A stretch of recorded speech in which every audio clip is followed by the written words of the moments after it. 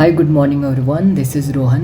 I welcome you to You Greater Than UPSC. बहुत दिनों बाद 1-to-1 चेहरा. That's it. And I welcome you. बहुत अच्छा लग रहा है वापस दिल्ली से आकर. एंड वहाँ पर बहुत सिचुएशन ख़राब थी. राउज़ आईएएस में बहुत सारे दोस्त भी थे मेरे. एंड बहुत मुश्किल दौर है वहाँ पर. बिल्कुल अच्छा नहीं लग रहा था वहाँ पर. घर वाले भी चिल्ला रहे थे कि वापस आओ वापस आओ. सो वापस आ गया. अभी दिल्ली सिर्फ इंटरव्यू के लिए जाना है. मैं तो डायरेक्टली आपको रेकमेंड करूँगा दिल्ली मत जाओ. बहुत डिफ़िकल्ट एंड स्टुपिडिटी होगी अगर यहाँ पर अभी इस दिनों में, बारिश के दिनों में अगर आप दिल्ली जा रहे हैं तो I would recommend stay at home, attend our lectures, get our notes, study on your own, ask me any kind of your doubts and prepare and work very hard in order to reach Labasna. Okay, so this is GS3 lecture series. And one more important thing, please like the video. बहुत मेहनत लगती है. I'm 1-to-1 telling you that your one like is kind of a motivation for me. And please subscribe to the channel if you are new to the channel. And this all videos, ये सारे जो videos होंगे वो UPSC and other state public service के commissions के जो भी exams है सिविल सर्विसेज के, जैसे कि एमपीएससी महाराष्ट्र का, बिहार का हो गया, यूपी पीसीएस हो गया, मध्य प्रदेश का हो गया, हरियाणा, गुजरात, बिहार, ये सारे क्या जो भी सारे एग्ज़ाम्स है स्टेट के, उनके लिए भी ये रेलेवेंट है. और ये एसएससी सीजीएल और जो भी बाकी के एग्ज़ाम्स है, जैसे कि बाकी के बहुत सारे एग्ज़ाम्स हैं, तो उसके लिए भी ये बहुत ज़्यादा रेलेवेंट है. तो ये लेक्चर सीरीज़ को आप फॉलो कर सकते हैं. And just a second. And वो क्या है ना कि आप इसको ज्वाइन कीजिए, बहुत अच्छे से कीजिए. नोट्स अपने अपने वो भी मैंने जो भी टेलीग्राम पर नोट्स दिए हैं उसको आप अच्छे से लिख लीजिए. जैसे मैंने लिखा है वैसे ही लिखना है. टेलीग्राम जो ग्रुप है उसका लिंक आपको इस वीडियो के डिस्क्रिप्शन बॉक्स में मिलेगा. उस पर आप जाकर क्लिक कीजिए, टेलीग्राम ग्रुप ज्वाइन कीजिए. सारे क्वेश्चंस या फिर जो भी मेरे अभी मैंने CSAT का कुछ एक PDF डाला था, और जो सारे नोट्स आपको टेलीग्राम ग्रुप पर मिल जाएंगे. You can trust me blindly. अभी हम थोड़ी देर में स्क्रीन की तरफ चलेंगे और आगे का जो भी सिलेबस के पॉइंट्स है उसको डिस्कस करेंगे. जो सिलेबस का 11th एंड 12th पॉइंट है वो साइंस एंड टेक का पॉइंट है, तो उसमें कोई ऐसे स्टैटिक का पार्ट नहीं होता. उसको जो भी हम करंट अफेयर्स में एडिशन होगा वो हम उसमें ऐड करते रहेंगे. तो उसमें स्टैटिक ऐसा कुछ नहीं है. हम डायरेक्टली पॉइंट नंबर 13 से स्टार्ट करेंगे. आई थिंक 13, 14 एंड 15 इतना हम इस वीडियो में, इस लेक्चर में हम डिस्कस करेंगे. ओके, ये क्वेश्चन एंड आंसर फॉर्मेट में हमने सारे वीडियोस, जो भी सारे लेक्चर्स सिलेबस को हम कवर कर रहे हैं. ऐसे ही GS2, GS1 एंड GS4 इसको भी हम अच्छे से कवर करेंगे. You can blindly follow this series. बहुत क्वालिटी मटेरियल है. मैंने बहुत रिसर्च कर करके अच्छे से उसको बनाया है. इवन इंटरव्यू या फिर जो भी सिलेक्टेड दोस्त है, अभी जो लोग मेंस दे रहे हैं, अभी मुझे एक सर मिले थे मेंस दे रहे वो, तो उन्होंने मेरे नोट्स मांगे कि ये रिवीजन, लास्ट मिनट रिवीजन के लिए बहुत अच्छे नोट्स है, can you please provide me. मैंने उसको दे दिए नोट्स. मेरे अच्छे दोस्त हैं वो, तो उनको वो अच्छा लगा कि उन्होंने भी अप्रूव किया कि बहुत टॉप नॉच क्वालिटी कंटेंट के नोट्स हैं, उसको आप यूज़ कर सकते हैं. आपको तो फ्री में मिल रही है सब. अभी इसका अभी के लिए फ्री है. आगे जो आने वाला साल है तो ये सारे नोट्स पेड हो जाएंगे, तो इसका फ़ायदा अभी उठाइए. And I wish you all the very best. Let's go to the screen. मैं आपको आगे का PDF में आपको वहाँ पर उसका समझाता हूँ. Okay, thank you so much. अच्छा लग रहा है.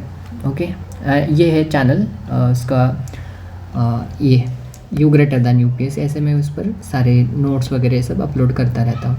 Something is fishy, sorry. तो ये आपको चैनल ज्वाइन करना है. टेलीग्राम ग्रुप में उसका लिंक आपको मिलेगा, सॉरी डिस्क्रिप्शन बॉक्स में इस चैनल का लिंक आपको मिलेगा. ये है शेड्यूल. ऐसे ये पूरा आपको वो करेंगे. Okay, let's go to the main PDF where we will discuss about the next point. Okay, we are on to the screen. GS3 हमारा टारगेट ये है 250 आउट ऑफ 150 हमें लाने हैं. यू ग्रेटर दैन UPSC ये सब सारा सिलेबस है. तो इसके सारे GS के मतलब अभी तक हमने 10 पॉइंट, इतना इन्वेस्टमेंट मॉडल्स यहाँ तक हमने कवर करा है.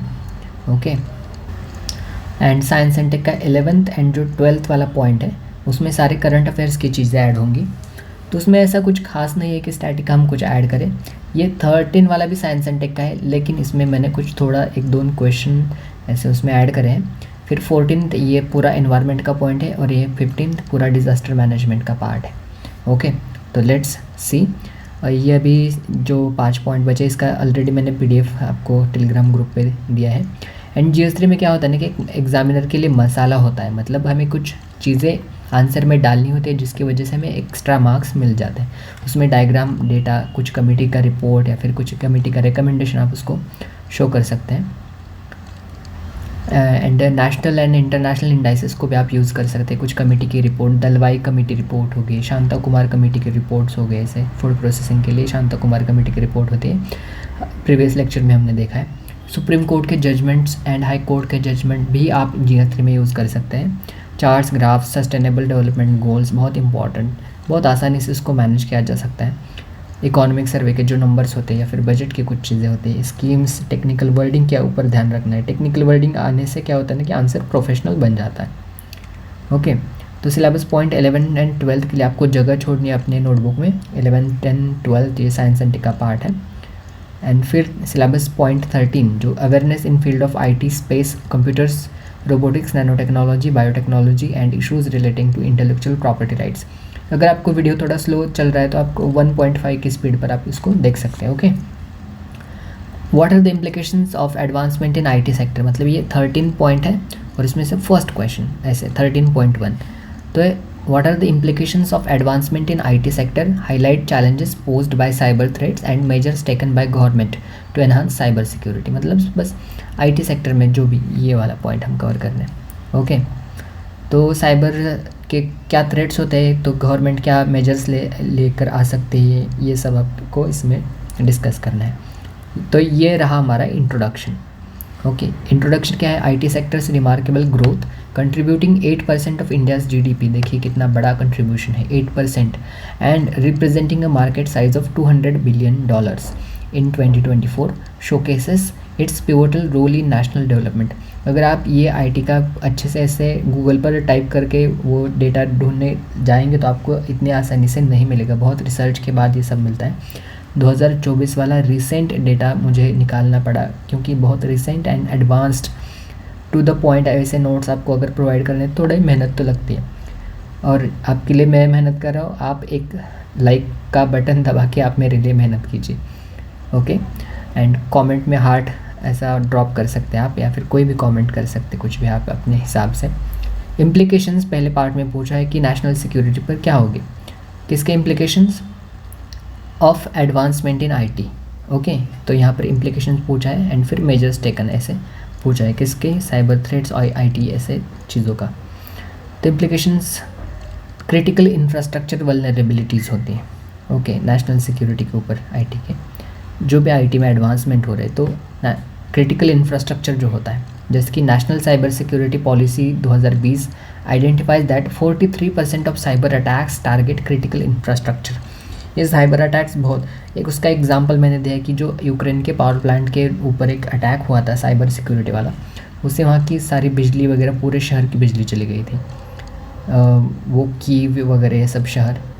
फिर एम्स दिल्ली इंस्टीट्यूट में जो भी अभी क्या होता कि बहुत सारे स्टॉपेज हुआ था सर्विसेज का, वो वही साइबर अटैक की वजह से तो हुआ। तो 2023 में पिछले साल ही तो हमने देखा एम्स दिल्ली मेडिकल का इतना बड़ा नाम कॉलेज का, अब उसमें सारे MRI machines, cardiac machines fail हो गई थी। फिर डेटा ब्रीच के रिस्क होते हैं, जैसे कि इंडिया ने विटनेस किया है कि 3.94 million data records being compromised. 3.94 million मतलब कुछ 39 लाख लोग। ओके, इतने ज़्यादा लोगों की डेटा ब्रीच, उनके जो ज़रूरी इंफॉर्मेशन होती है वो ऐसे ही लीक हो गई। Economic espionage highlighted in India's digital space 2025 का रिपोर्ट है, ये रिपोर्ट को आपको अंडरलाइन ऐसे करना है। ओके, फिर सप्लाई चेन की वल्नरेबिलिटीज़ आते हैं। सप्लाई चेन मतलब एक एग्जांपल है तो सोलार विंड जो US में एक इंसिडेंट हुआ था, तो उसमें सप्लाई चेन की रिस्क बहुत हाईलाइट की थी उसने। And the Indian computer emergency response team CERT-IN, इन्होंने एक एडवाइजरीज कुछ इशू की थी जिससे सप्लाई चेन्स को एनहांस किया जा सकता है। तो ऐसे सप्लाई चेन की वल्नरेबिलिटीज़।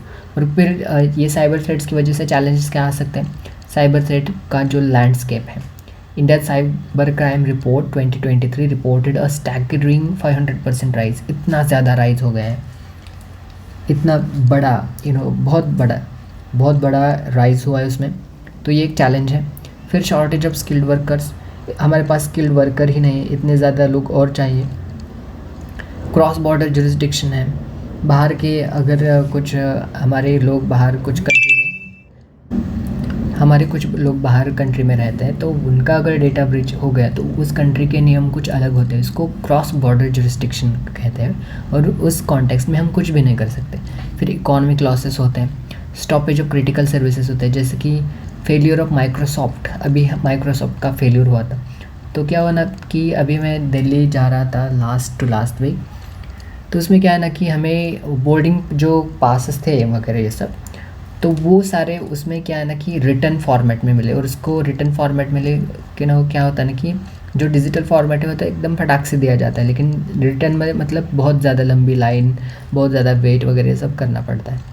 ओके, एंड फिर गवर्नमेंट मेजर्स क्या है इसको सब रोकने के लिए, साइबर थ्रेट्स वगैरह। एक तो national cyber crime reporting portal है, फिर साइबर सुरक्षित भारत प्रोग्राम है, फिर साइबर स्वच्छता केंद्र है, फिर बुडापेस्ट कन्वेंशन बहुत इंपॉर्टेंट, इसको आप अच्छे से याद कर लीजिए, and national cyber security strategy 2020।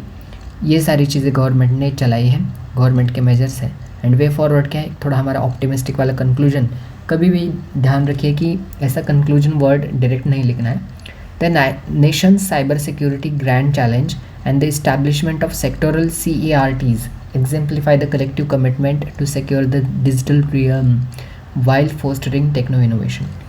तो ये हमारा कंक्लूजन, साइबर थ्रेट्स के ऊपर कोई भी आ गया तो उसका कंक्लूजन ये है। डायरेक्ट ऐसा कंक्लूजन वर्ड नहीं लिखना है हमें, ये वे फॉरवर्ड ऐसे चीज़ें लिखनी है, थोड़ा पॉजिटिव लगता है। कंक्लूजन थोड़ा एक्सट्रीम वर्ड है, तो वे फॉरवर्ड ऐसा यूज़ आप कीजिए।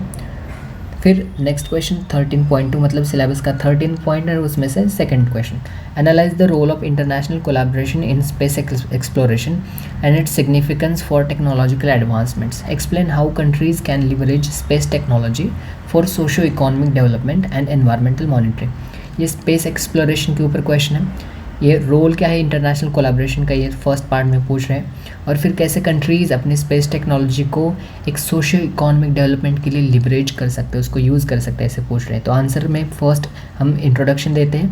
अ collaborative nature of space exploration is exemplified by international space station ISS, a joint effort involving 15 countries conducting over 3000 scientific experiments। फिर role of international collaboration in space exploration क्या है।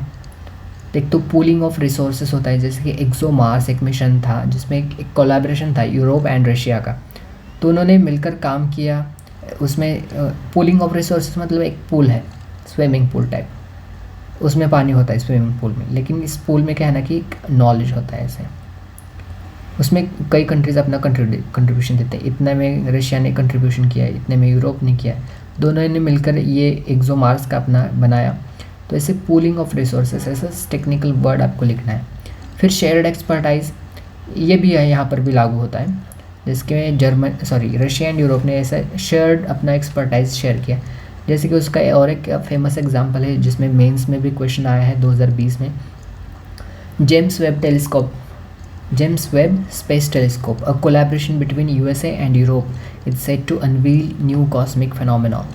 Okay, and फिर risk mitigation, जैसे कि अल्टेमिस record है जो supported by NASA, promotes principle of lunar exploration. ये risk mitigation भी होता है, ये उसके लिए काम करता है। फिर कॉस्ट डिस्ट्रीब्यूशन होता है, ये इंटरनेशनल कोलैबोरेशन का तो रोल है, कॉस्ट डिस्ट्रीब्यूट किया जाता है।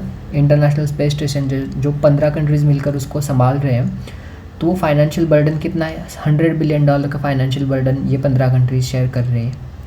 ओके, फिर नॉलेज एक्सचेंज किया जाता है, नॉलेज उससे एक्सचेंज होता है इंटरनेशनल कोलैबोरेशन, जैसे कि Mars science laboratory mission led by NASA, उसका एक आप एग्जांपल दे सकते हैं। अभी leveraging space technology for socio economic development and environmental monitoring, जैसे क्वेश्चन में वहाँ पर जो मेन क्वेश्चन है, देखिए यहाँ पर क्या क्वेश्चन है, एंड इट्स सिग्निफिकेंस। एक्सप्लेन, यहाँ से पढ़िए, explain how countries can leverage space technology for socio economic development. पूछा है how can, okay, how countries, यहाँ पर, तो हमने हेडिंग वही बना दी, लेवरेजिंग स्पेस टेक्नोलॉजी, ऐसे ये हेडिंग बना दी मैंने। एग्जामिनर को डायरेक्ट खट के ऐसे क्लिक होता है ये सब चीज़ें। तो उसमें क्या है, प्रिसीजन एग्रीकल्चर, जैसे कि इंडिया का जो भुवन प्लेटफॉर्म है जो सैटेलाइट डेटा को यूज़ करता है to provide the agro advisories improving crop yield and benefiting over 10 million farmers. 1 crore farmers को ये बेनिफिट करता है ये प्रिसीजन एग्रीकल्चर। और फिर डिज़ास्टर मैनेजमेंट में हेल्प करता है। फिर क्रॉप इंश्योरेंस को वो कर सकता है, जैसे कि मैंने खुद अनुभव किया है कि हमारे गांव में क्या है ना कि प्रधानमंत्री फसल बीमा योजना जो भी क्रॉप इंश्योरेंस स्कीम होती है, तो उसमें क्या है ना कि एग्जैक्टली लैंड का लोकेशन पता करने के लिए फार्मर्स को एक एंगल कैमरा ऐप यूज़ करने के लिए बोला जाता है। उससे एक बहुत प्रॉपर तरीके से आइडेंटिफाई किया जाता है फार्मर्स का लैंड, उसका पोजीशन। उसमें क्या है ना कि वो कोऑर्डिनेट्स मेजर करता है एंड उससे एकदम रियल तरीके से बेनिफिशियरी को टारगेट किया जाता है और उसी को ही पैसा मिलेगा जिसको उस इंश्योरेंस मिलना चाहिए ऐसे। फिर रिसोर्स मैपिंग किया जा सकता है ऐसे टेक्नोलॉजी की वजह से, जैसे कि Copernicus land monitoring service monitors land use changes and resource handling.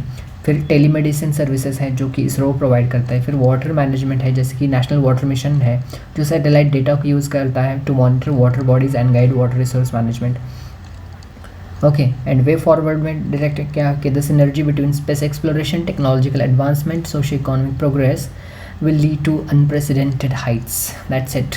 Okay, and 13.3 में मतलब सिलेबस का 13 पॉइंट और उसमें से third question, explain the potential applications of nano technology. इसमें हम नैनो टेक्नोलॉजी के ऊपर बात कर रहे हैं और इसमें how nano technology is revolutionising drug delivery, diagnostics and treatment methods and explore its impact on health care accessibility. Okay, answer क्या है कि nano technologies rapid advancement in the medical sector is reflected in the projected global nano medicine market value. यहाँ पर direct मैंने अभी 2027 तक इतना इसका पोटेंशियल है $405 बिलियन का 2027 तक। तो ये अभी वाला मैंने डेटा रिसेंट निकाला है उसकी ऑफिशियल वेबसाइट के ऊपर जाकर। और फिर क्वेश्चन में पूछा है कि how what are the potential application. ये फर्स्ट पार्ट में एप्लीकेशन पूछ रहे हैं एंड फिर उसका इम्पैक्ट पूछ रहे हैं हेल्थ केयर के ऊपर। तो potential applications of nano technology in medical field, ऐसे मैंने हेडिंग बना दी डायरेक्ट। ये राइटिंग का स्किल आपको सीखना है, कैसे हेडिंग बनानी है। तो कौन से एप्लीकेशन है, एक तो प्रिसीजन ड्रग डिलीवरी है जहाँ पर जितना चाहिए उतना ही हम ड्रग को डिलीवर करेंगे। तो ऐसे उसमें से एग्जांपल है डॉक्सिल करके एक फार्मूला है that improves delivery of agents, जो नैनो टेक्नोलॉजी की बदौलत ही ये पॉसिबल हो सकता है। एंड इन्हांस डायग्नोस्टिक्स, जैसे कि क्वांटम डॉट्स या फिर नैनो स्केल के ऊपर फ्लोरेसेंट प्रोब्स जो होते हैं वो बहुत सुपीरियर एक्यूरेसी को ऑफर करते हैं in cellular imaging and molecular diagnostics है। फिर पर्सनलाइज ट्रीटमेंट होते हैं, कई लोगों की प्रॉब्लम्स अलग होती है, हर लोगों की प्रॉब्लम अलग होती है। तो क्या है ना कि जो cancer nano medicine tailors treatments based on genetic profiles according to specific needs, मतलब जो भी जैसे भी अलग अलग प्रोफाइल्स होते हैं हर लोगों के। मान लीजिए मैं भी मुझे कुछ डिसीज़ है तो मेरे डिसीज़ का प्रोफाइल अलग है जो मेरे बाजू वाले का है, हमें सेम ही डिसीज़ है लेकिन मेरा प्रोफाइल अलग है। तो मेरे प्रोफाइल के हिसाब से वो अपना पर्सनलाइज ट्रीटमेंट को ऑफ़र कर सकते हैं नैनो टेक्नोलॉजी के यूज़ से।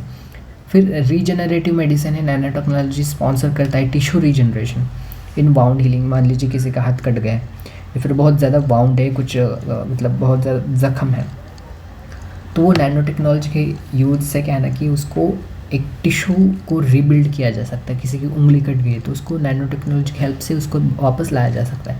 इतने ज़्यादा ज़बरदस्त उसके ही है। फिर सेकंड पार्ट में हमसे पूछा था कि इम्पैक्ट क्या है हेल्थ केयर के ऊपर। तो enhanced drug accessibility, global nano medicine market outlook 2027 anticipates the integration of nano technology to enhance drug availability. Drug की अवेलेबिलिटी एंड एक्सेसिबिलिटी, अवेलेबिलिटी मतलब कितने आसानी से वो मिल सकता है, एक्सेसिबिलिटी मतलब कितना दूर जाना पड़ेगा, एक्सेसिबल तो इतना एकदम नज़दीक हमें मिलेगा इसे, एनहांस ड्रग एक्सेसिबिलिटी। फिर अफोर्डेबल होता है, जैसे कि लैब ऑन चिप जो डिवाइसेस होते हैं offer cost effective and rapid diagnostic solutions. फिर हॉस्पिटलाइजेशन को भी रिड्यूस किया जा सकता है क्योंकि ऑलरेडी वो अच्छे से प्रिवेंट कर रहा है। या फिर targeted nano therapies lead to out patient treatments, मतलब हॉस्पिटल आने की ज़रूरत ही नहीं है टारगेटेड नैनो टेक्नोलॉजी की वजह से। वो जहाँ पर वो है उसको वहीं पर वो कर सकते हैं, क्योर कर सकते हैं। ग्लोबल हेल्थ इम्पैक्ट होते हैं उसके, जैसे कि वर्ल्ड हेल्थ ऑर्गेनाइजेशन उन्होंने अंडरस्कोर किया है कि use of nano technology will result into savings of $100 billion bye 2030, such a big impact on global health.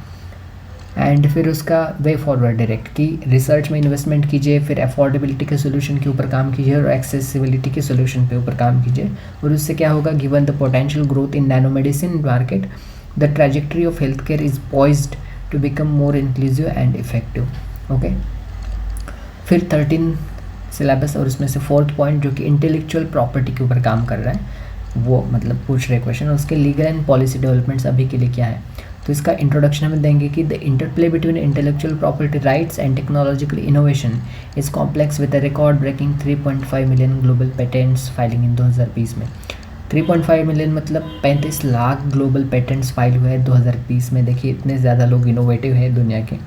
फिर बैलेंस एक IPR मतलब इंटेलेक्चुअल प्रॉपर्टी राइट्स और इनोवेशन में क्या बैलेंस कर सकता है। तो एक तो पेटेंट पूल हो सकते हैं। IPR एंड इनोवेशन में क्या है ना कि IPR मतलब मैंने कुछ कोई खोज की और उस खोज का फ़ायदा सिर्फ मुझे मिलना चाहिए या फिर मेरी अनुमति के हिसाब से वो उसको आप बेच सकते, उसको वो कर सकते हैं। एंड इनोवेशन ऐसा उसका बैलेंस है। अभी कोरोना में क्या था ना कि जो उन्होंने भी वो कोरोना की वैक्सीन बनाई थी या फिर mRNA का जो भी था, उनको अभी वो नोबेल भी मिला था।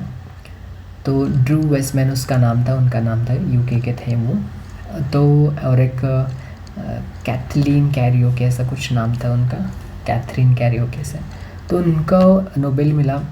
उनसे भी पहले जो mRNA के प्लेटफॉर्म पर वर्क कर रहे थे उनको लगा कि जो हम काम कर रहे हैं तो हमारी अनुमति से ही, मतलब ये क्या है ना कि थोड़ी ग्लोबल की चीज़ें होती हैं ना कि बहुत सारे लोगों की ज़िंदगी अफेक्ट हो सकती है अगर उनको वैक्सीन नहीं मिली तो ऐसी चीज़ों को पेटेंट नहीं दिया जा सकता। आप प्रीलिम्स में भी पढ़ते हैं कि जो प्लांट की वैरायटीज़ या फिर जीन्स वगैरह होते तो ये वो पेटेंट के अंदर नहीं आता क्योंकि वो अपने घर से नहीं लेके आए ना, ये नेचर का पार्ट है, नेचर की धरोहर है ये सब। तो ये IPR का मामला है और इनोवेशन का अलग होता है। तो इन दोनों में जो टसल चलता है तो उसको बैलेंस कैसे करना है, तो उसका फर्स्ट है पेटेंट पूल्स बनाइए। दो ओपन कोविड प्लेज दो, उसमें क्या था कि encompassing organisations like IBM and Microsoft, इन बड़ी एग्ज़ाम्स ने क्या किया था कि जो प्रमोट्स पेटेंट शेयरिंग, पेटेंट को हम शेयर करेंगे in order to accelerate the innovation during pandemic, और बहुत सारे लोगों को वैक्सीन वगैरह ये सब मिलेंगी। फिर कंपलसरी लाइसेंसिंग किया जा सकता है। WTO का जो ट्रिप्स एग्रीमेंट है उसको परमिट करता है गवर्नमेंट्स को जो to grant compulsory licensing for public health emergency, जैसे कि कैंसर ड्रग लाइसेंसिंग का हो गया। फिर पेटेंट की क्वालिटी के ऊपर हम काम कर सकते हैं, जो पेटेंट क्वालिटी इंडेक्स है जो इन्फॉर्म करता है पॉलिसी मेकर्स को to grant patent to only good quality applications, जो बहुत सिर्फ अच्छे लोगों को ही वो करेगा, वो पेटेंट देगा। और जो फ्यूचर और ऐसे ही लोगों को पेटेंट देगा या फिर ऐसे ही इनोवेशन को पेटेंट फाइल वो अप्रूव करेगा जो कि आने वाले समय में वो इनोवेशन को बाहर नहीं करेंगे। तो पेटेंट की क्वालिटी के ऊपर भी हम काम कर सकते हैं।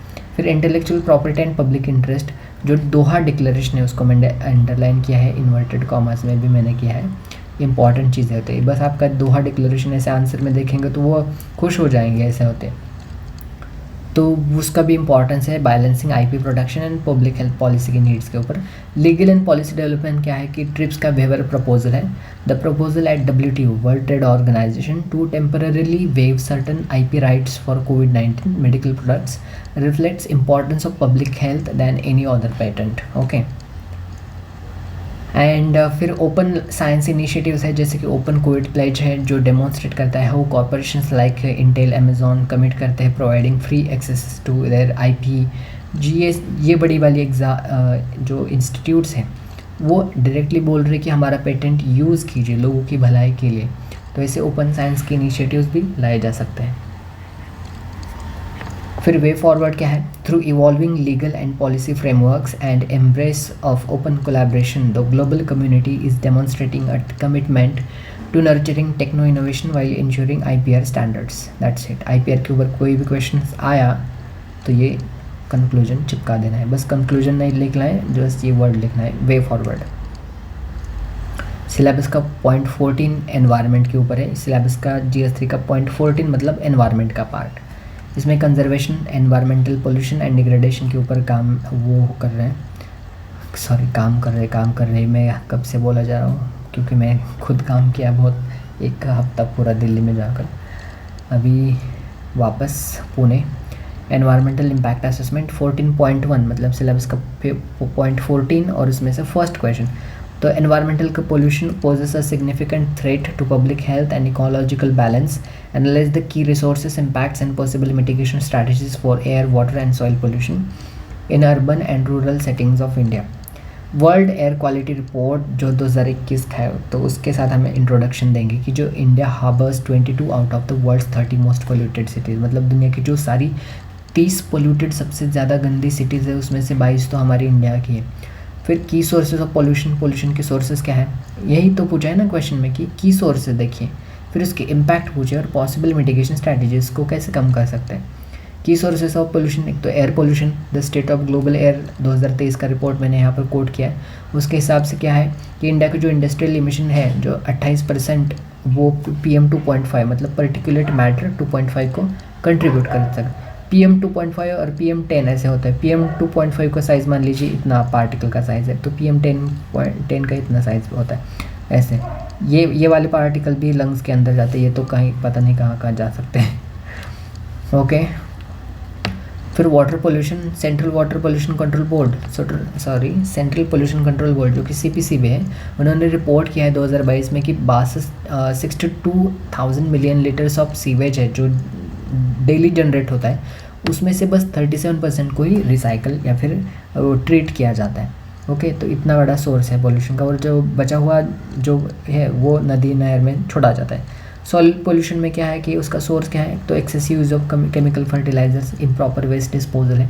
जो स्टडी है बाय ICAR, तो उन्होंने फाउंड किया है कि जो कंटिन्यूस राइस और वीट का जो क्रॉपिंग है उसकी वजह से सॉइल का न्यूट्रिशन बहुत इम्बैलेंस हो रहा है, तो वो भी एक सोर्स बन सकता है। अभी ये पोल्यूशन के इम्पैक्ट क्या है, लोगों के ऊपर क्या फ़र्क पड़ रहा है, तो ग्लोबल बर्डन ऑफ डिसीज़ बढ़ रहा है, जो जैसे कि 2023 का एक रिपोर्ट शो करता है ये स्टडी कि 1.67 मिलियन प्री मैच्योर डेथ्स है। मतलब अगर कोई इंसान 70 साल की उम्र में मरना चाहिए तो वो अभी कितने 17 साल में मर रहा है, 27 में मर रहा है, तो इसको बोला जाता है प्री मैच्योर डेथ्स। ओके,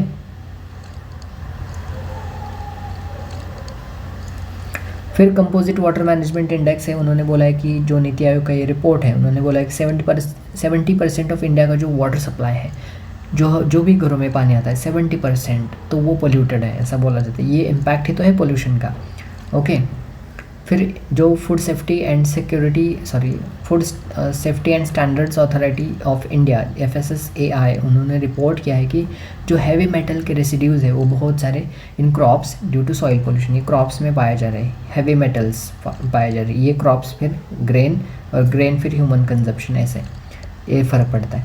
तो मिटिगेशन स्ट्रैटेजी क्या है, तो इसको कैसे कम किया जा सकता है, जैसे कि देखिए मैंने यहाँ पर जो भी वो क्वेश्चन में पूछा है तो उसको मैंने हेडिंग बनाई है, और फिर उसमें सब हेडिंग ऐसे, ये मेन हेडिंग, फिर उसमें ऐसे सब हेडिंग, जो भी मेरी मेन हेडिंग है तो उसको मैंने बॉक्स, और फिर सब हेडिंग को अंडरलाइन, और फिर उसमें से थोड़ा 2 लाइन में मेरा कंटेंट। फिर नेशनल क्लीन एयर प्रोग्राम, उसको हम यूज़ कर सकते हैं, जो कि 20 to 30% रिड्यूस करना चाहता है PM 2.5 के कॉन्सेंट्रेशंस को बाय 2024। फिर अमृत स्कीम है जो कि एम करता है कि provide universal coverage for sewage management in urban areas. फिर सोइल हेल्थ कार्ड स्कीम है जो कि सॉइल का पोल्यूशन कम करेगा। फिर इंटीग्रेटेड जो ट्रेडिशनल नॉलेज और मॉडर्न एग्रीकल्चरल टेक्निक है उसको इंटीग्रेट किया जा सकता है। फिर जीरो बजट नेचुरल फार्मिंग को भी हम यूज़ कर सकते हैं। और फिर वे फॉरवर्ड क्या है, जो कि स्ट्रिंजेंट रेगुलेशंस, बहुत कड़क नियम होने चाहिए। इनोवेटिव टेक्नोलॉजी को यूज़ कर सकते हैं। फिर कोलैबोरेटिव एफर्ट्स, यहाँ के वहाँ के सारे ऑर्गेनाइजेशन एक साथ मिलकर काम कर सकते हैं इससे पोल्यूशन को, जैसे कि सेंट्रल पोल्यूशन कंट्रोल बोर्ड हो गया, फिर FSSAI हो गया, फिर बाकी की भी जो दुनिया की एयर क्वालिटी इंडेक्स जो भी निकालता है, इंडियन मेट्रोलॉजिकल डिपार्टमेंट है, या फिर स्टेट के कुछ इनिशिएटिव्स हो सकते हैं। तो ऐसे कोलैबोरेटिव एफर्ट हो सकता है। Is a way ahead to achieve ecological sustainability and secure public health at the same time. That's it. जो 14.2 वो बोल रहा है कि critically evaluate the effectiveness of environmental impact assessment, EIA के ऊपर वो क्वेश्चन है, और process in India's development projects and highlight the challenges and suggest measures. देखिए सिर्फ एनवायरमेंटल इम्पैक्ट असेसमेंट, उसके चैलेंजेस क्या है, और उसमें से जो भी उसके चैलेंज है तो उसको कम कैसे कर सकते हैं, मतलब suggest measures to enhance transparency, inclusivity and credibility of EIA procedures. Okay, environmental impact assessment मतलब मान लीजिए मुझे एक प्रोजेक्ट है, अंडमान निकोबार का प्रोजेक्ट चल रहा है डेवलपमेंट का, मुंबई मेट्रो का, पुणे मेट्रो का, कोई भी प्रोजेक्ट चल रहा है, तो उसका एनवायरनमेंट के ऊपर क्या इम्पैक्ट हो सकता है, क्या उससे कहीं पर जंगल की कटाई हो रही है, या फिर जो एनिमल्स है उसको भगाया जा रहा है, तो ऐसे एनवायरनमेंट के ऊपर क्या इम्पैक्ट है उसका असेसमेंट किया जाता है, उसको ही एनवायरमेंटल इम्पैक्ट असेसमेंट बोला जाता है, कोई भी इंफ्रास्ट्रक्चर या फिर कोई भी डेवलपमेंट प्रोजेक्ट को लॉन्च करने से पहले। ये मैंडेटरी है। नेशनल ग्रीन ट्रिब्यूनल जो NGT दिल्ली में उसका चेयर करते हैं वो लोग, वो कोर्ट है जो एनवायरमेंटल कोर्ट, उनका मैंडेटरी ये है। तो इसका इंट्रोडक्शन एनवायरमेंटल इम्पैक्ट असेसमेंट के ऊपर है। तो इंडिया का जो करंट एनवायरमेंटल परफॉर्मेंस इंडेक्स है उसका रैंक है 168 आउट ऑफ 180 कंट्रीज़। ये क्या अंडरस्कोर करता है, जो कि pressing need to critically assess the efficacy of environmental impact assessment procedures. हमारे रैंक इतना ख़राब है, मतलब हमारा परफॉर्मेंस इतना ख़राब है कि अभी हमें एनवायरमेंटल इम्पैक्ट असेसमेंट के प्रोसीजर्स है उस पर अच्छा से काम करना पड़ेगा। तो केस स्टडी मैंने एक लगाई यहाँ पर कि the environmental impact assessment process has led to tangible positive outcomes such as rejection of Vedanta's bauxite mining project in Niyamgiri hills preserving a critical ecological zone. तो ये वेदांता का जो बॉक्साइट माइनिंग प्रोजेक्ट था नियमगिरी हिल्स में, तो ये एनवायरमेंटल इम्पैक्ट असेसमेंट हुआ ये प्रोजेक्ट चालू करने से पहले। वो लोग बहुत सारा पैसा गवर्नमेंट को देने को तैयार थे, लेकिन गवर्नमेंट ने क्या किया कि उसको मना किया कि वहाँ पर बहुत अच्छा इकोलॉजिकल जोन है, उसको हम डिस्टर्ब नहीं कर सकते। तो पैसे मिलने पैसे मिल सकते थे, लेकिन एनवायरमेंटल इम्पैक्ट असेसमेंट बोला कि यहाँ पर तो नहीं किया जा सकता, तो उसको रिजेक्ट किया। और उसकी वजह से क्या हो कि बहुत सारे अच्छे टैंजिबल पॉजिटिव आउटकम आए उस एरिया में। तो एक एनवायरमेंटल इम्पैक्ट असेसमेंट के ऊपर चैलेंजेस का एक तो प्रोसीजरल के लैप्सेस होते हैं, जैसे कि 98% ऑफ प्रोजेक्ट्स जो है वो क्लियरेंस पाने के लिए एक्सपर्ट अप्रेजल कमिटीज़ वगैरह सबको वो करना पड़ता है। स्टैंपिंग, रबर स्टैंपिंग का फिनोमेना देखा जाता है। तो प्रोसीजरल लैप्सेस बहुत ज़्यादा है उसमें, तो बहुत ज़्यादा वक्त लगता है। फिर लैक ऑफ पब्लिक पार्टिसिपेशन, बहुत सारे लोगों को ये पता ही नहीं है, इवन UPSC एस्पिरेंट को पता नहीं है कि एनवायरमेंटल इम्पैक्ट असेसमेंट क्या होता है। Only 25% of EIAs held consultations with affected communities. देखिए, और फिर मेजर्स क्या है, कैसे उसको अच्छा किया जा सकता है, ट्रांसपेरेंसी, इंक्लूसिविटी, क्रेडिबिलिटी कैसे लाया जा सकता है। एक तो डिजिटलाइजेशन किया जा सकता है। मैं ज़्यादा बीच में नहीं घुसता क्योंकि आप इसको पढ़ सकते हैं। ओके,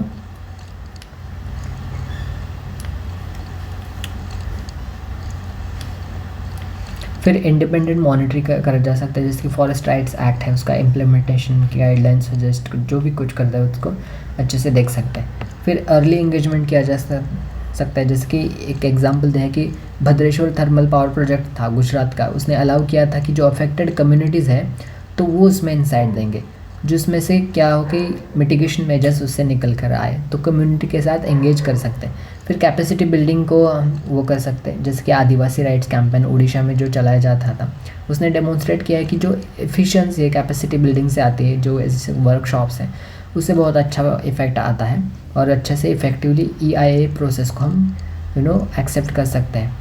फिर एक्सपर्टाइज एनहांसमेंट उसको वो भी करना चाहिए, जैसे कि यूनाइटेड नेशंस एनवायरनमेंट प्रोग्राम ने उसको बोला था, एक्सपर्टाइज को एनहांस कीजिए।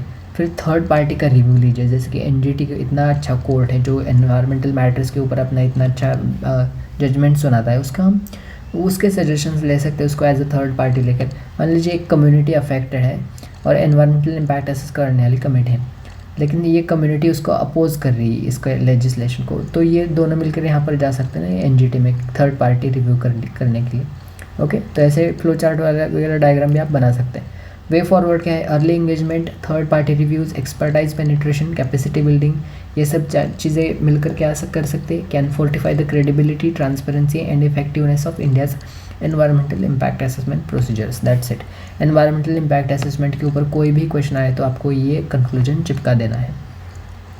फॉर 14.3 ये नेक्स्ट क्वेश्चन एनवायरमेंट के पार्ट पर ऊपर, economic growth and environmental protection are often viewed as conflicting goals, can a balance be achieved between the two. Sorry for the stammering. Illustrate your answer, illustrate मतलब आपको examples देने हैं, इसका ये याद होता है। With examples of policy measures बताने हैं and then that encourage sustainable development without compromising environmental integrity. तो इंट्रोडक्शन में आपको supported by the data such as resource decoupling dashboard, ये एक इम्पॉर्टेंट, इसको मैंने इसकी ओरिजिनल वेबसाइट के ऊपर जाकर ये सब मैंने सर्च किया है, by the world resource institute indicating instances where economic growth was achieved without proportional resource use.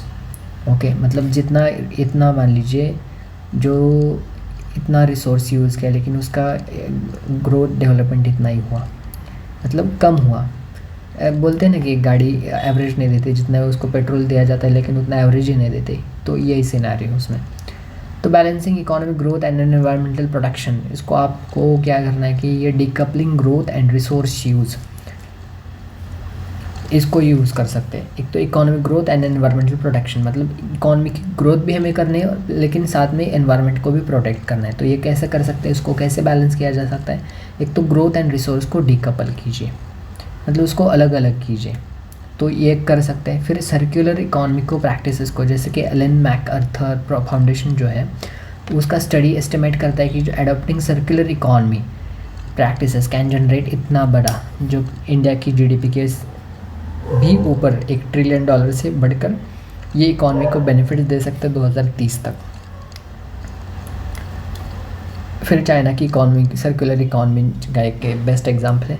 फिर ग्रीन इंफ्रास्ट्रक्चर इन्वेस्टमेंट में उसमें हम कम कर सकते हैं। जो वर्ल्ड बैंक का रिपोर्ट है वो रिवील करता है कि इन्वेस्टिंग $1.8 ट्रिलियन ग्लोबली इन ग्रीन इंफ्रास्ट्रक्चर 2030 तक, तो वो इतना अगर आप इन्वेस्ट कर रहे हैं तो इतना ज़्यादा वो रिटर्न देगा।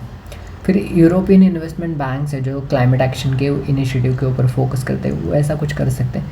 फिर इंक्लूसिव पॉलिसी के ऊपर हम बात कर सकते हैं, जैसे कि इंडिया में MGNREGA जो है, Mahatma Gandhi national rural employment guarantee act है, तो उसको वो जनरेट करता है 2.3 बिलियन परसेंटेज ऑफ एम्प्लॉयमेंट, जो एड्रेस करता है मान लीजिए इतने लोगों को एम्प्लॉयमेंट मिल रहा है तो वो उससे रूरल पॉवर्टी से बाहर आएंगे ना। तो उससे क्या होता है कि एक तो वाटर कंजर्वेशन भी हो रहा है, लोगों को एम्प्लॉयमेंट भी मिल रहा है, लोग पॉवर्टी से भी बाहर आ रहे हैं, और अफॉरेस्टेशन भी हो रहा है। मान लीजिए लोगों ने गड्ढे खोदे, गड्ढे तो थोड़े ही कुछ अलग करने के लिए खोदे होंगे, पेड़ पौधे लगाने के लिए तो करे है ना। फिर कार्बन प्राइसिंग इनिशिएटिव्स को भी यूज़ कर सकते हैं, जैसे कि यूरोपियन यूनियन का जो कार्बन इमिशंस ट्रेडिंग सिस्टम है उसको वो लेड करता है, उसकी वजह से 36% ऑफ रिडक्शन ऑफ एमिशंस उसमें वो आया था। और वे अहेड में क्या है, above mention practices will ultimately lead to robust and sustainable economic growth, that's it. Syllabus का 15 पॉइंट जो डिज़ास्टर एंड डिज़ास्टर मैनेजमेंट के ऊपर बात करता है, तो उसमें 15.1 मतलब क्या है कि अर्ली वार्निंग सिस्टम का क्या इंपॉर्टेंट है, रोल क्या है और कैसे वो कंट्रीब्यूट करता है कि जो नेचुरल डिज़ास्टर्स है उसका इम्पैक्ट रिड्यूस करने में, और इसका कुछ एग्जांपल दीजिए ऐसे क्वेश्चन में बोल रहे हैं। तो introduction, UN studies reveal that a well functioning early warning mechanism could potentially reduce disaster related mortality by up to 40%। मतलब मान लीजिए कोई साइक्लोन आने वाला था, उसकी वजह से जो मान लीजिए 100 डेथ्स होने वाली थी, लेकिन अर्ली वार्निंग सिस्टम इसका यूज़ करते कितनी डेथ्स हो गई, सिर्फ 60 डेथ हो गई, 40% बच गया। ऐसे इतना ज़्यादा महत्व है इसका। ओके, फिर role of early warning system question में पूछा है। एक तो डेटा ड्रिवन इम्पैक्ट होता है, जो सेंडाई फ्रेमवर्क है इसको आपको हमेशा डिज़ास्टर मैनेजमेंट के अगर कोई भी क्वेश्चन है तो उसमें आप इसको फ्रेमवर्क के ऊपर बात हमेशा करनी। ये बहुत VVIMP, इतना मैं आपको बता रहा हूँ कि ये सेंदाई फ्रेमवर्क बहुत इंपॉर्टेंट है। अगर डिज़ास्टर मैनेजमेंट के ऊपर क्वेश्चन आया और आपने सेंदाई फ्रेमवर्क को मेंशन नहीं किया तो बहुत महंगा पड़ सकता है, ये हर कोई मेंशन करेगा। ओके, तो वो एक तो डेटा ड्रिवन इम्पैक्ट होता है अर्ली वार्निंग सिस्टम का, उसकी वजह से स्विफ्ट रिस्पॉन्सेस को इनेबल करा जा सकता है और मॉडल्स को प्रेडिक्ट किया जा सकता है जिसके रियल टाइम डेटा के थ्रू। एंड फिर सुनामी के प्रिपेयर्डनेस को हम जान सकते हैं। ओके, सुनामी के प्रिपेयर्डनेस में हेल्प होती है। साइक्लोन के रेजिलियंस उसमें काम कर सकते हैं, जैसे कि 2019 का एक एग्जांपल है साइक्लोन फैनी। उसके ट्रैजेक्टरी को फोरकास्ट किया गया था बस 50 किलोमीटर के रेंज में। उससे क्या हुआ था कि allowing evacuation of 1.5 million people, इतने ज़्यादा लोगों को इवैक्यूएट करना, मतलब 15 लाख लोगों को वो सिर्फ अर्ली वार्निंग सिस्टम के थ्रू उसको इवैक्यूएट किया था, और कैजुअलिटीज़ बस 64 थी। जो ये नंबर 6400 हो सकता था, वो अर्ली वार्निंग सिस्टम में बस 64 लोग मरे। अगर अर्ली वार्निंग सिस्टम नहीं होता तो इतने ज़्यादा मरते, लेकिन उसके अर्ली वार्निंग सिस्टम की वजह से बस इतने मरे। इतने भी बहुत है, अगर एक भी इंसान मर रहा है तो बुरी बात है। एग्रीकल्चरल एडेप्टेशन को उसमें काम कर सकते हैं, जो role of early warning system है तो वो कर सकते हैं एग्रीकल्चर में। फिर फ्लड फोरकास्टिंग प्रेसिजन, उसमें भी उसका यूज़ है, वो आप देखिए यहाँ पर। और वे फॉरवर्ड में leveraging data driven technologies and predictive models, early warning systems are indispensable in minimising the impact of natural disasters. बस इतना है ना, अर्ली वार्निंग सिस्टम के ऊपर ये है। फिर 15.2 डिज़ास्टर प्रिपेयर्डनेस के ऊपर बात कर रहे हैं कि disaster preparedness is a crucial aspect of effective disaster management. उसमें उसके की कंपोनेंट्स को डिस्कस कीजिए और स्ट्रैटेजीज ऐसी कुछ बताइए कि जिसकी वजह से एनहांस किया जा सकता है community level readiness for disasters. तो इंट्रोडक्शन कैसे देंगे, डिज़ास्टर प्रिपेयर्डनेस के ऊपर क्वेश्चन है। Countries investing in preparedness can reduce disaster related economic losses by up to 90% according to world bank's building resilience report. जो भी कंट्री डिज़ास्टर के preparedness में इन्वेस्ट करती है तो उसकी वजह से उनका डिज़ास्टर रिलेटेड जो भी इकोनॉमिक लॉसेस है वो 90% से कम होते। मान लीजिए 100 करोड़ का खर्चा आ रहा था तो बस 10 करोड़ का ही खर्चा आएगा। ये किसने बोला है, वर्ल्ड बैंक के बिल्डिंग रेजिलियंस रिपोर्ट ने बोला है। इतना अच्छा इंट्रोडक्शन। ओके, तो डिज़ास्टर प्रिपेयर्डनेस के क्या कंपोनेंट हो सकता है, तो एक तो रिस्क असेसमेंट एंड मैपिंग होता है जो सेंडाई फ्रेमवर्क भी हाईलाइट करता है।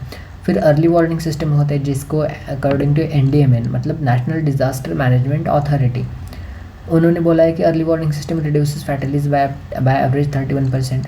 फिर सामोआ अर्थक्वेक जो था 2009 में, तो 2009 में 2009 ऐसे हिंदी में इंग्लिश मिक्स हो गया मेरा, सॉरी। मैं ट्रैवल करके आया हूँ पूरा, मैंने ट्रेन से पूरा 18 आवर्स का 18 to 20 आवर्स मैंने ट्रेन से ट्रैवल किया, दैट्स वाई। तो उसका सामोआ अर्थक्वेक, ये सामोआ अर्थक्वेक कहाँ पर आया था आपको कमेंट करना है, आपको सर्च करना है। ओके, मैं लिख सकता था लेकिन मैंने नहीं लिखा, मुझे आपसे पूछना था।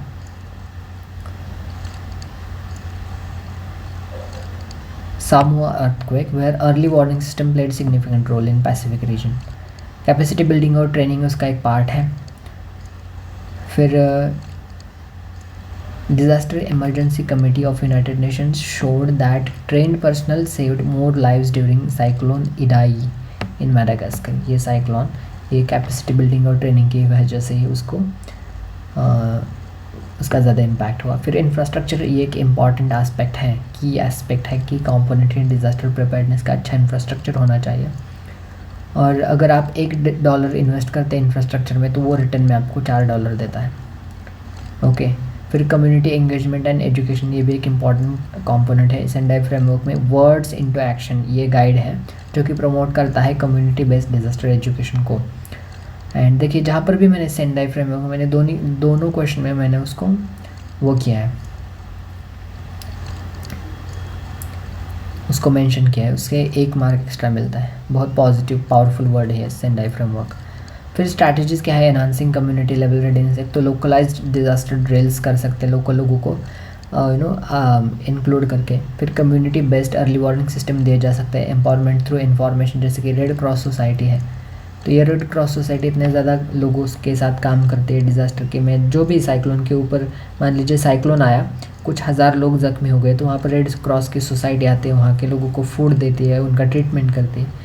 तो ये कि इसका कम्युनिटी लेवल रेडीनेस, ऐसे कुछ स्ट्रैटेजीज़ है। फिर प्रमोटिंग लाइवलीहुड रेजिलियंस को प्रमोट कर सकते हैं। एंड पार्टनरशिप एंड कोलैबोरेशन, जैसे कि वर्ल्ड की यूनाइटेड नेशंस एनवायरनमेंट प्रोग्राम, जो फिर या फिर अगर कोई बच्चे उसमें घायल हो गए तो यूनिसेफ उसमें उसका अपना रोल योगदान दे सकते हैं। फिर वे फॉरवर्ड क्या है डिज़ास्टर प्रिपेयर्डनेस के ऊपर क्वेश्चन था। अबव मेंशन स्ट्रैटेजी, जो भी है 5 स्ट्रैटेजी हमने डिस्कस की, वो फोर्टिफाई करते हैं डिज़ास्टर रेडीनेस को, और इससे क्या होता है कि लॉसेस रिड्यूस होते हैं और अच्छा सिक्योर फ्यूचर आता है। इसी के साथ हमने सिलेबस के 15 पॉइंट हमने डिस्कस किए हैं, बस 5 पॉइंट रिमेनिंग है। लेक्चर 8 एंड लेक्चर 9 में वो भी ख़त्म हो जाएंगे। Okay, that's it, thank you so much. बहुत अच्छा लगा आपसे बात करके। Please like the video and please drop a heart in the comment section. थोड़ा बोर मत हुई, आप अच्छे से नोट्स को यूटिलाइज़ कीजिए। Thank you so much. 45 minutes का ये वीडियो हो गया। आई wish you all the very best. Just 2 lectures already मैंने टेलीग्राम पर सारे वो ख़त्म कर दिया। अभी मैं GS2 के ऊपर काम कर रहा हूँ, जैसे कि मैंने आपको प्रॉमिस किया था। हम पूरा GS ऑल 4 Gs हम आपको वो अच्छे से कवर करेंगे। Thank you so much.